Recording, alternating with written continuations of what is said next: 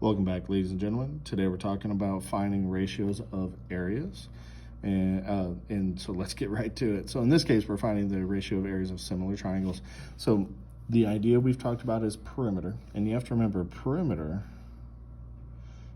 is adding all sides. And area, you multiply. Not all sides, but area you're multiplying. And what we have to remember is when we're looking at it, that means that perimeter is always just going to be your unit.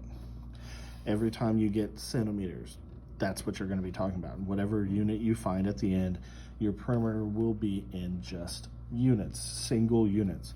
But that means that for area, since we're multiplying, your units get squared, and this right here is key. That squaring is key to being able to help us understand how to do this. So again, we're finding the ratio. When we see the word ratio, we should think fraction. So when I see fraction, I should automatically just put a fraction bar. And then when I say red, the red one is going to be, again, my shaded. So I'll put that there. And then my blue is not shaded. I know it's not exactly, but you get the idea. So the shaded one is the red one. We're trying to use the red and the blue, knowing they are similar triangles. We're not testing it. We know that they are, to compare. Now, before, when we talked about perimeter, you take similar sides.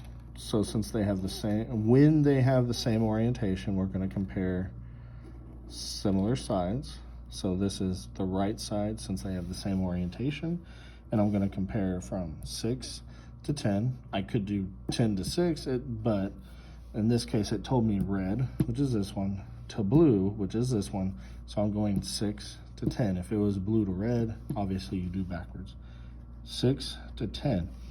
But I got to remember, area is squared. So what that means is I have to square this answer. Now there's a couple ways to look at this. You can go ahead and square, then simplify. So square, then simplify, and I'll do that process here.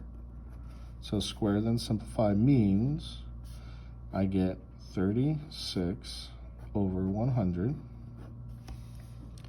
And then if I'm going to simplify this, both of them share a factor of 4. I don't know if that's absolute, but I know 4 is in both of them for sure. So 4 times 9 and 4 times 25. And I know those 4's cancel, and 9 is 3, or 1 and 9. 3 does not go into 25, so there's my answer, 9 out of 25. Or, and I'm going to write the word or here, I can simplify, then square, and I should get the same answer. So let's find out. So these two turn into 2 times 3 and 2 times 5 squared, which equals, because those will cancel, 3 over 5 squared, which equals 9 over 25. We get the same answer. So the reason for doing this, again, is showing you that it doesn't matter if you square then simplify or simplify then square. I always prefer to simplify first. I prefer to think of squaring 3 and 5 rather than 6 and 10. Because really making them the simplest form to begin with makes our fractions easier to deal with in the long run.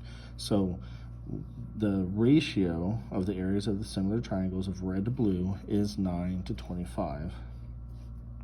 So I can sit here and talk as a review. We did similar sides, similar figures.